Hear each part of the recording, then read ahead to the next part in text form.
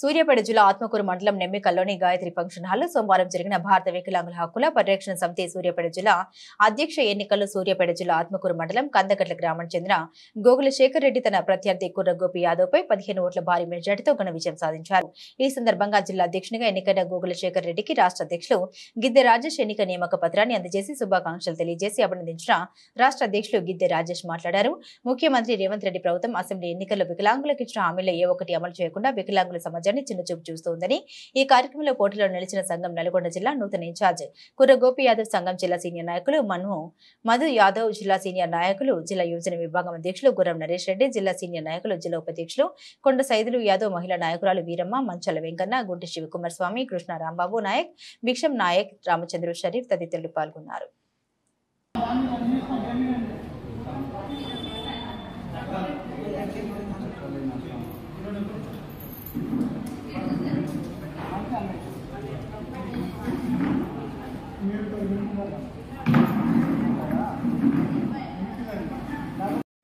సూర్యాపేట జిల్లా అధ్యక్ష ఎన్నికల్లో 15 ఓట్లతో గెలుపొందినటువంటి గోగుల శేఖర్ రెడ్డి గారికి ఎన్నిక నియామక పత్రాన్ని అందజేయడం జరిగింది. ముఖ్యంగా ఏదైతే సూర్యాపేట జిల్లాలో హక్కులు, ఆత్మగౌరవం, రాజ్యాధికారంలో భాగస్వామ్యం కొరకు జరిగేటటువంటి పోరాటాల్లో గోగుల శేఖర్ రెడ్డి గారు బాధ్యతాయుతంగా పనిచేసి జిల్లాలో ఉన్నటువంటి సంఘం శ్రేణులందరూ కూడా సమిష్టిగా సహాయ సహకారాన్ని అందించి జిల్లాలో సంఘం బలోపేతాన్ని కృషి చేయాలని చెప్పేసి కూడా రాష్ట్ర కమిటీ పక్షాన వారు తెలియజేస్తూ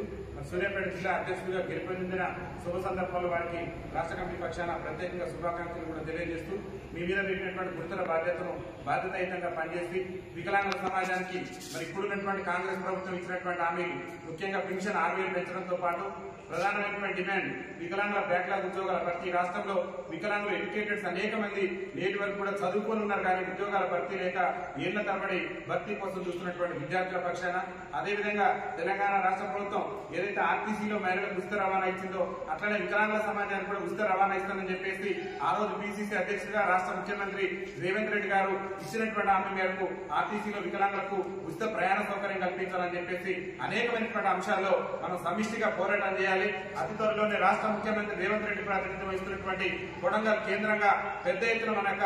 రాష్ట్ర కమిటీ నిర్ణయం మేరకు ఆందోళన కార్యక్రమాలను, నిరసన కార్యక్రమాలు చేపట్టబోతున్నాం. కాబట్టి ఆ నిరసన కార్యక్రమాలకు కూడా ఈ సూర్యాపేట జిల్లా నుంచి ఎక్కువ సంఖ్యలో జన సమీకరణను కూడా వికలాంగుల సమాజాన్ని చైతన్యం చేసి అక్కడ జరిగేటటువంటి ధర్నాలు కూడా అందరూ కూడా పార్టిసిపేట్ చేసే విధంగా కృషి చేయాలని చెప్పేసి కూడా గోగుల శేఖర్ రెడ్డి గారికి రాష్ట్ర కమిటీ పక్షాన్ని విజ్ఞప్తి చేస్తూ వారికి ప్రత్యేకంగా ఈ రోజు ఎన్నిక నియామక పత్రాన్ని కూడా అందజేస్తూ ఈ నియామక పత్రాన్ని అందించడం జరిగింది. ఈ నియామక పత్రాన్ని అందుకున్న సందర్భంగా గోగుల శేఖర్ రెడ్డి గారు కొత్త విజ్ఞప్తి చేస్తున్నాం. ఇది సంఘం కోసం జరుగుతుంది. గతంలో మీరు ఏ విధంగా పనిచేస్తున్నారో మాకైతే తెలియదు. ఇప్పుడు ఒక కుటుంబంలో ఓ పెద్ద మనిషి లాగా ఈ సూర్యాపేట జిల్లాలో ఉన్నటువంటి వికలాంగులందరూ కూడా